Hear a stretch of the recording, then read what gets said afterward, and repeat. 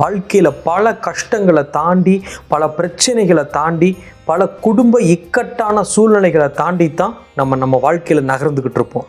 ஒரு சிலருக்கு பொருளாதார பிரச்சனை, கடன் பிரச்சனை, பணத்தில் வரவே இல்லை, தொழில் நல்லபடியாக நடக்கலைன்ற ஒரு பிரச்சனை, குடும்பத்துக்குள்ள நிம்மதி இல்லை, புருஷன் பொண்டாட்டிக்கு நடுவில் சண்டை நடந்துக்கிட்டே இருக்கு, ஒரு நிம்மதி இல்லாத சூழ்நிலை குடும்பத்துக்குள்ள இருந்துக்கிட்டே இருக்குங்கிறத பிரச்சனை. குழந்தைகள் என் பேச்சை கேட்கறதில்ல, என் பொண்ணு என் பேச்சை கேட்கறதில்ல, என் பையன் என் பேச்சை எதையுமே கேட்கறதில்ல, என் பையன் தாந்தோணித்தனமா தற்குறித்தனமா தெரிகிறான், தண்ணியை போட்டுட்டு ஊர் ஊரா சுத்துறான், எங்கள் பசங்க எங்களை கண்டுக்கிறதே இல்லை, இன்னமும் குடும்பத்துக்குள்ளே மனநிலை சரியில்லாதவங்க இருக்கிறாங்க, பேய் பிடிச்சிருக்குது, ஆத்மாக்கள் பிடிச்சிருக்குது. இந்த மாதிரி பல பிரச்சனைகள் பல பேர் சந்திச்சுக்கிட்டே தான் இருக்கோம் நம்மளுடைய வாழ்நாளில்.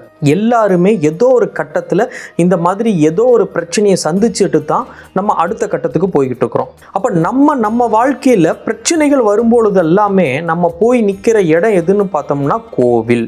நமக்கு பிரச்சனைன்னு வந்துட்டா போதும், முதல்ல நம்ம போய் ஒரு கோவிலில் நிற்போம். யாராவது கூப்பிட்டு சொல்லுவாங்க, அப்பா உனக்கு பணம் கஷ்டமாக இருக்குது, உனக்கு தொழில் நடக்கலை, நீ திருப்பதி போயிட்டு வா, நீ திருச்செந்தூர் போயிட்டு வா சொல்லுவாங்க. உடனே நம்ம கிளம்பி போயிடுவோம். அது கஷ்டம் வரும்பொழுது மட்டும் நம்ம போவோம். மற்ற நாளில் நம்ம கண்டுக்கவே மாட்டோம், எதையும் யோசிக்க மாட்டோம், எதையும் பார்க்க மாட்டோம்.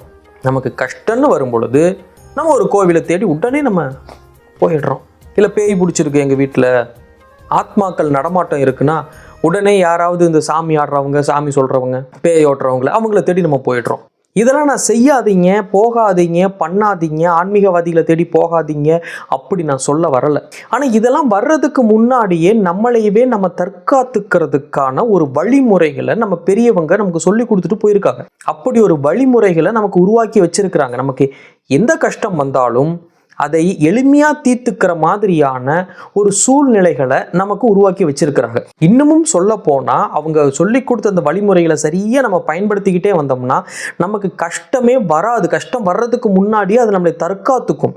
அதையும் மீறி ஒரு கஷ்டம் வந்தால் அது வர்ற வழியும் தெரியாது, போகிற தடமும் தெரியாது. இப்படி ஒரு அழகான வழிமுறையை நம்ம முன்னோர்கள் நமக்கு கொடுத்துருக்குறாங்க.